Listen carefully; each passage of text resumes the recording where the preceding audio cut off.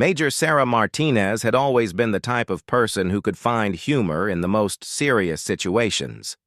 Standing at 5 feet 6 inches with sharp brown eyes and graying temples that she wore like badges of honor, she had spent the last 18 years climbing through the ranks of the United States Special Operations Command. Her office at MacDill Air Force Base in Tampa, Florida, overlooked the runway where transport aircraft came and went at all hours, carrying special operations forces to missions around the world. On this particular Tuesday morning in October, Sarah sat behind her desk reviewing operational reports when her assistant knocked on the door. Staff Sergeant Rodriguez entered with a stack of papers and his usual concerned expression. "Ma'am, the quarterly review meeting is in 30 minutes. Colonel Henderson wants all department heads present for the new assignment announcements." Sarah glanced at her watch and sighed. These meetings were always the same routine.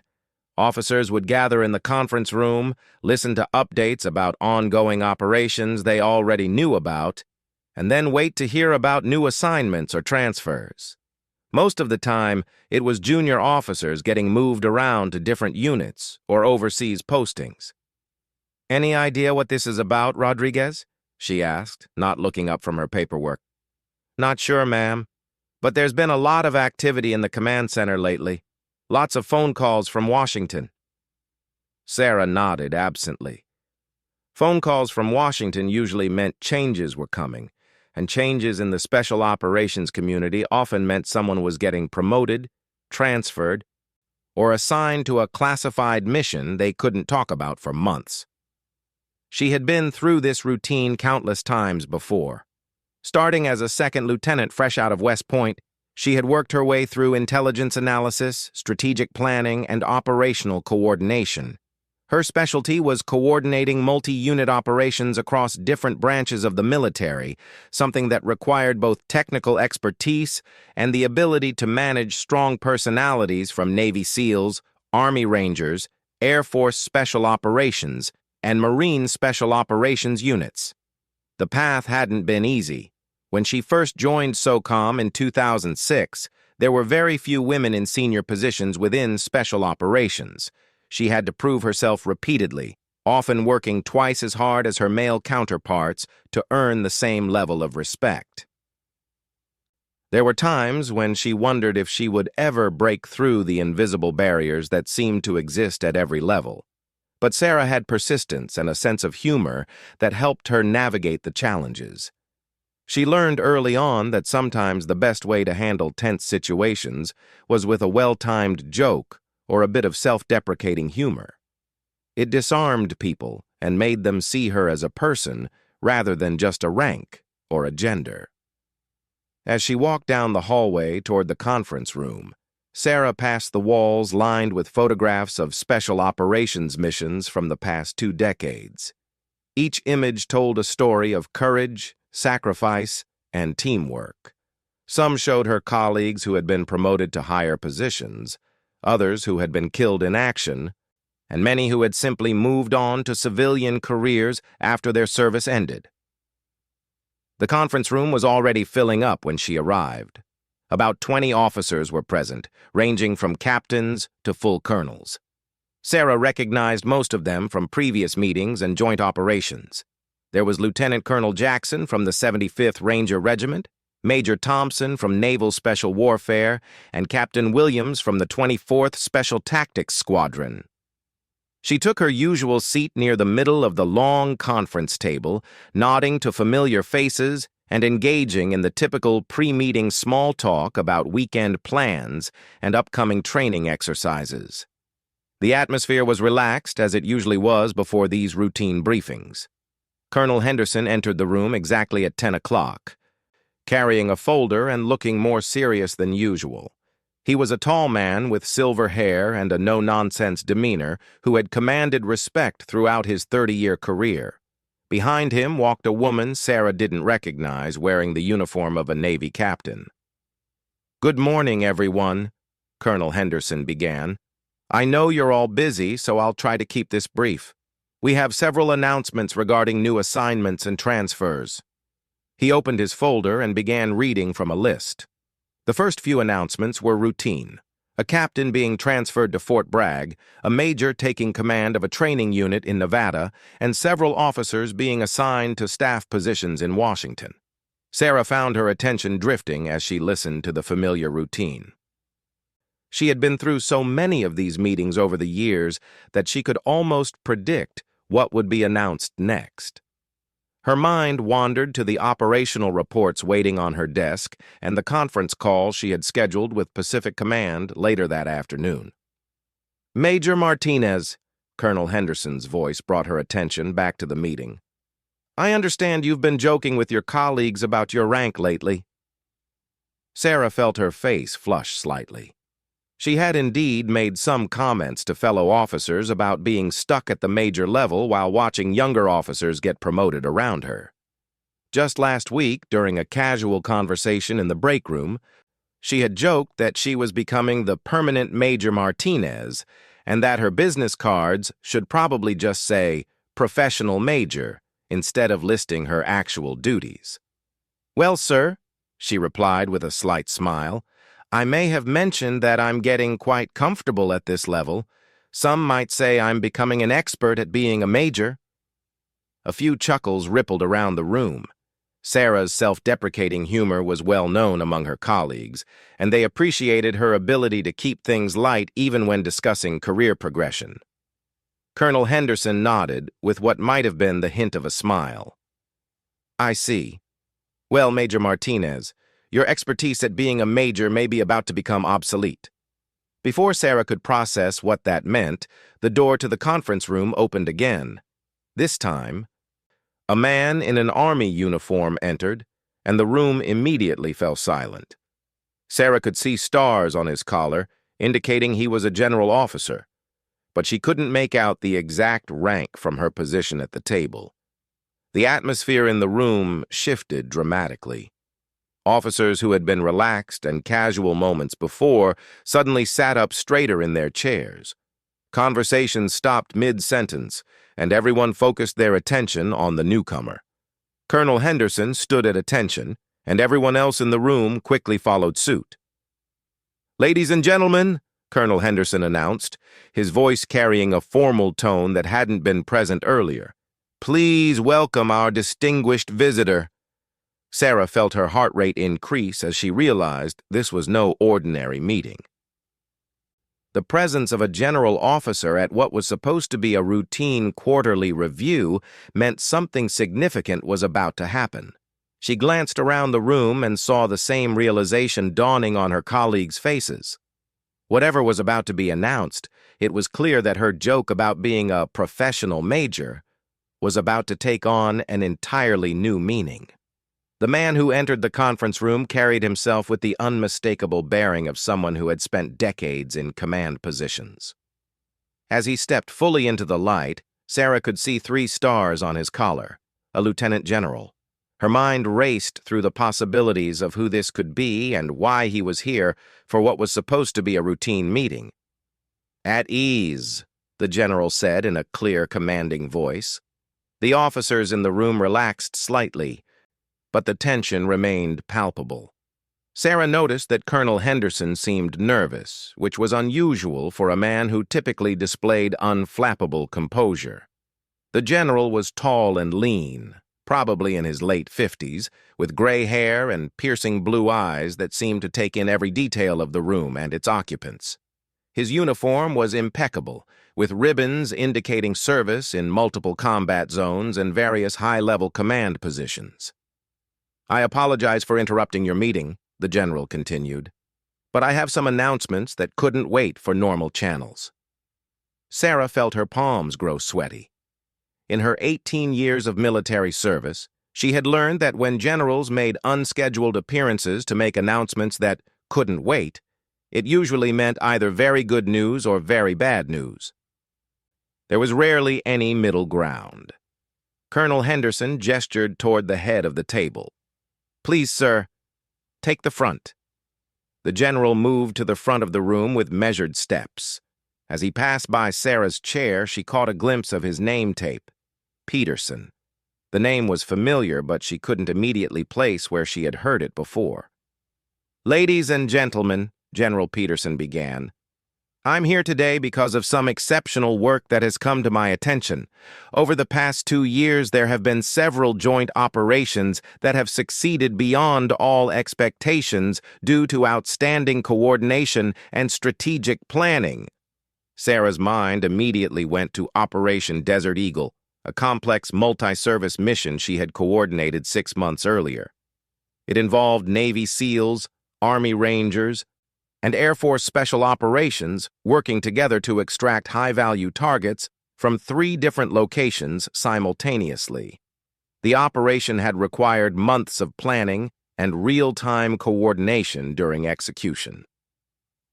There was also Operation Mountain Thunder, where she had managed the logistics for a series of raids across Afghanistan that had resulted in the capture of several key terrorist leaders, and Operation Silent Storm, a mission in Syria that had required coordination between American forces and allied special operations units from 3 different countries. The success of these operations, General Peterson continued, has not gone unnoticed at the highest levels of command. The ability to coordinate complex, multi-service operations while maintaining operational security and ensuring mission success is a rare skill set. Sarah glanced around the room and noticed that several of her colleagues were looking in her direction. Major Thompson from Naval Special Warfare gave her a slight nod, and Lieutenant Colonel Jackson had what appeared to be a knowing smile on his face. General Peterson opened a folder he had been carrying and pulled out several documents. The nature of modern warfare requires officers who can think strategically, adapt quickly, and coordinate complex operations across multiple units and services. These skills are essential as we face evolving threats around the world. The room was completely silent now. Even the usual background sounds of the air conditioning and distant aircraft seemed muted. Sarah could hear her own heartbeat and wondered if others could hear it too. "Major Martinez," General Peterson said, looking directly at her. Sarah felt as if the air had been sucked out of the room. Every pair of eyes in the conference room turned toward her, and she could feel her face growing warm. "Sir?" she managed to say, her voice steadier than she expected. "I understand you've been making jokes about your rank lately? Something about being comfortable as a major?" The general's expression was unreadable, and Sarah couldn't tell if he was amused or displeased. She decided that honesty was the best approach, even if it meant acknowledging her somewhat irreverent sense of humor to a 3-star general. "Yes, sir. I may have made some comments about my career progression. Nothing serious, just trying to keep things light." General Peterson nodded slowly. "I appreciate honesty, Major. And I also appreciate officers who can maintain their sense of humor under pressure. These are valuable qualities in leadership positions." Sarah wasn't sure where this conversation was heading, but she could sense that everyone in the room was hanging on every word. Colonel Henderson was watching the exchange with what appeared to be barely contained excitement, which only added to her confusion. "Major Martinez," General Peterson continued, "your work on Operation Desert Eagle was exceptional. The coordination required to manage 3 simultaneous extractions across different time zones with different service branches while maintaining communication with allied forces demonstrated exactly the kind of strategic thinking and operational excellence we need in senior positions." Sarah felt a mix of pride and nervousness. Receiving recognition from a general was always gratifying, but she had learned that praise from senior officers often came with additional responsibilities or challenging new assignments. "Furthermore," the general said, "your performance in Operation Mountain Thunder showed remarkable adaptability. When the original plan had to be modified due to changing intelligence, you restructured the entire operation in real time while coordinating with multiple ground units. That kind of flexibility and quick thinking saved lives and ensured mission success." Sarah remembered that operation vividly. Intelligence had come in just hours before launch, indicating that enemy forces had changed positions, making the original approach too dangerous. She had spent most of the night recalculating logistics, coordinating with different units, and developing alternative scenarios while the mission clock continued ticking. And Operation Silent Storm, General Peterson added, demonstrated your ability to work effectively with international partners. Coordinating American forces with British SAS, German KSK, and French Special Operations required not just tactical expertise, but diplomatic skills and cultural awareness. The general paused and looked around the room at the other officers. The success of these operations has been noted by the Joint Chiefs of Staff and by leadership at the highest levels of government. The skills demonstrated in planning and executing these missions are exactly what we need as we adapt to future challenges. Sarah could feel her heart racing now. This level of recognition was unprecedented in her career, but she still had no idea where the conversation was leading. The presence of the general and the formal nature of his comments suggested something significant was about to happen, but she couldn't guess what it might be. "Major Martinez," General Peterson said, returning his attention to her, "your joke about being comfortable at your current rank may have been premature." Before she could respond, the general reached into his folder and pulled out what appeared to be official orders. The sight of the formal documents made Sarah's stomach flutter with nervous anticipation.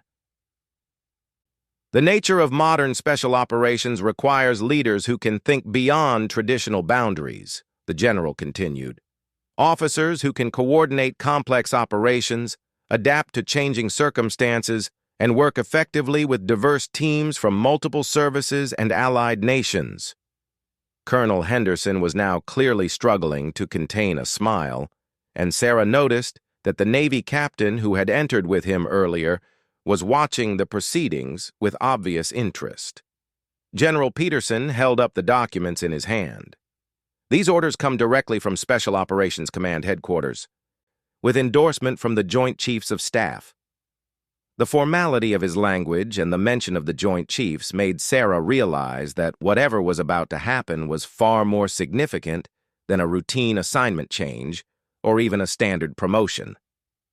"Major Martinez," the general said, his voice taking on an even more formal tone, "please stand." Sarah rose from her chair, her legs feeling slightly unsteady. Every officer in the room was watching her intently, and she could sense the anticipation that filled the space. General Peterson looked down at the documents in his hand, then back up at Sarah. The moment stretched out, feeling much longer than it probably was, as everyone waited to hear what would come next. General Peterson looked directly at Sarah as she stood at attention, the official documents held firmly in his hands. The silence in the room was absolute, broken only by the distant sound of aircraft engines from the runway outside. "Major Sarah Martinez," the general began, his voice carrying the weight of official ceremony, "by order of the Secretary of Defense and with the full endorsement of the Joint Chiefs of Staff, you are hereby promoted to the rank of Lieutenant Colonel, effective immediately." A murmur of congratulations began to ripple through the room, but General Peterson held up his hand, indicating he wasn't finished.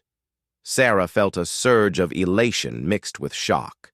A promotion to lieutenant colonel was significant, but the formal nature of this announcement and the presence of a three-star general suggested there was more to come.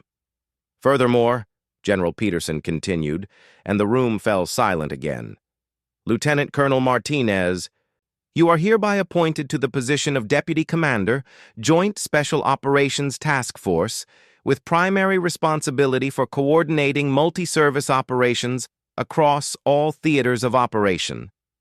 Sarah's eyes widened. A deputy commander position at her new rank was an extraordinary responsibility, typically reserved for officers with much more seniority. She could see the surprise on her colleagues' faces as they processed what they had just heard. But General Peterson still wasn't finished. "In addition to these assignments," he said, consulting his documents again, You will serve as the senior liaison to Allied Special Operations Forces for all joint operations in Europe, Asia, and the Pacific region. The scope of the responsibilities being outlined was staggering.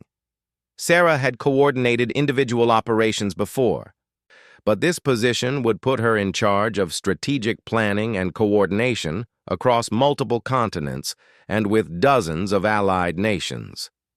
However, General Peterson said, and Sarah detected what might have been the hint of a smile at the corner of his mouth. There is one more appointment that I need to announce. The room was so quiet that Sarah could hear her own breathing.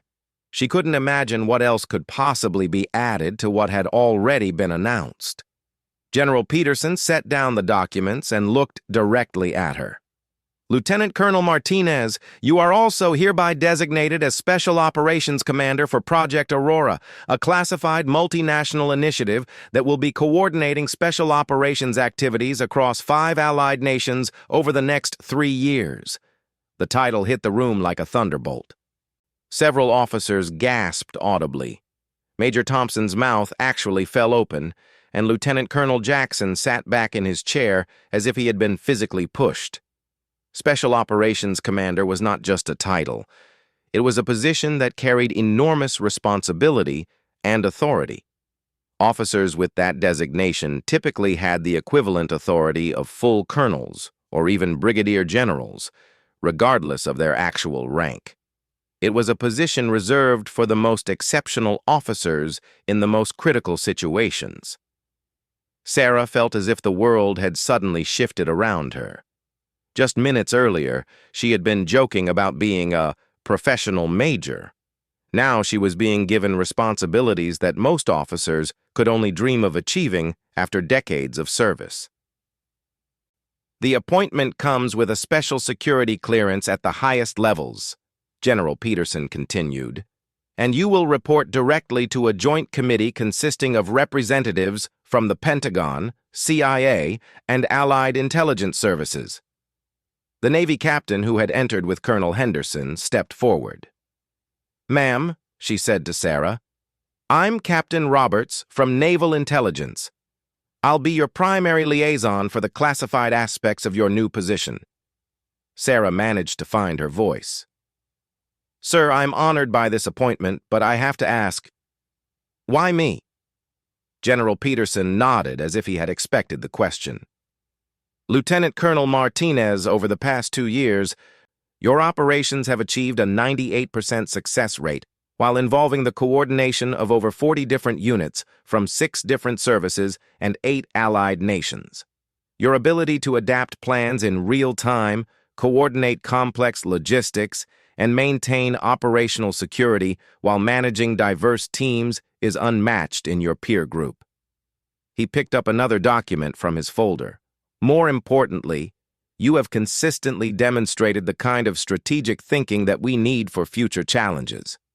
The threats we face today require officers who can think beyond traditional boundaries and coordinate resources on a global scale." Colonel Henderson, who had been silent throughout the ceremony, finally spoke up. "Ma'am, if I may add, your work on Operation Silent Storm resulted in intelligence that prevented 3 separate terrorist attacks in Europe. The strategic impact of that single operation cannot be overstated." Sarah felt overwhelmed by the magnitude of what was happening. The recognition was gratifying, but the responsibility being placed on her shoulders was enormous. She would be coordinating operations that could affect international relations and global security. "Sir," she said to General Peterson, "when do these appointments take effect?" "They already have," he replied. "Your first briefing for Project Aurora is scheduled for tomorrow morning at 800. Captain Roberts will provide you with the preliminary materials tonight." The general stepped forward and extended his hand. As Sarah shook it, he said quietly, "Congratulations. Special Operations Commander Martinez, the next few years are going to be challenging, but I have complete confidence in your abilities." As the formal ceremony concluded, Sarah's colleagues began approaching to offer their congratulations. Major Thompson was the first to reach her. "Sarah, this is incredible," he said. shaking her hand enthusiastically. "Special Operations Commander at your level is virtually unheard of. You must have really impressed someone in Washington." Lieutenant Colonel Jackson joined the conversation. "I worked with a Special Operations Commander in Afghanistan 3 years ago. The guy was a full colonel with 25 years of service. For you to get that designation as a newly promoted lieutenant colonel, well, let's just say you're going to be making history." As more officers gathered around her, Sarah began to process the full scope of what had just happened. Her joke about being comfortable as a major had been made just days before she received the most significant career advancement of her life. Captain Roberts approached with a briefcase. "Ma'am, these are your initial materials for Project Aurora. I'll need to brief you on security protocols before you review them, but I can tell you that this project represents one of the most important special operations initiatives currently underway." Colonel Henderson waited until the crowd around Sarah had thinned before approaching her. "Sarah, I have to admit, I've been keeping this secret for 2 weeks. The calls from Washington, the security clearance updates, the background investigations. It's been difficult not to say anything." "Sir, I had no idea any of this was in the works," Sarah replied, still trying to process everything that had happened.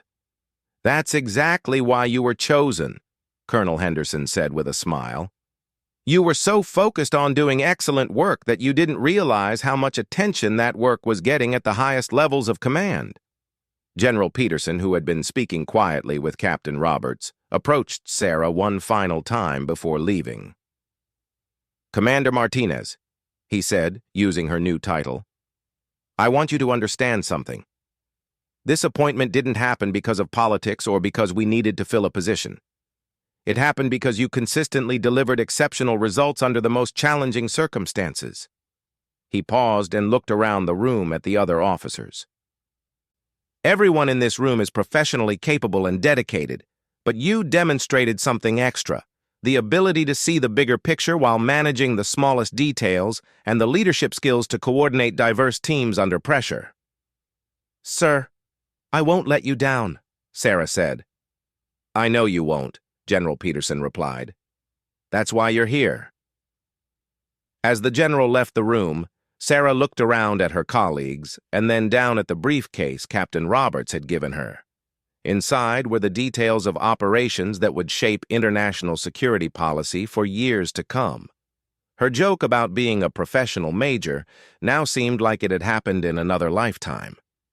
In the span of less than an hour, she had gone from making self-deprecating comments about her career progression to holding one of the most significant positions in the special operations community.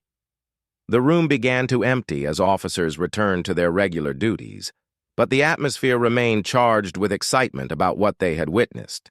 Sarah remained standing at the conference table, still holding the briefcase, trying to fully comprehend how dramatically her life had just changed. As she walked back toward her office, she realized that her biggest challenge wouldn't be the complex operations she would soon be coordinating. It would be learning to see herself not as the permanent Major Martinez, but as Special Operations Commander Martinez, an officer trusted with responsibilities that would affect the safety and security of multiple nations. Her joke about her rank had indeed become obsolete, but in ways she never could have imagined.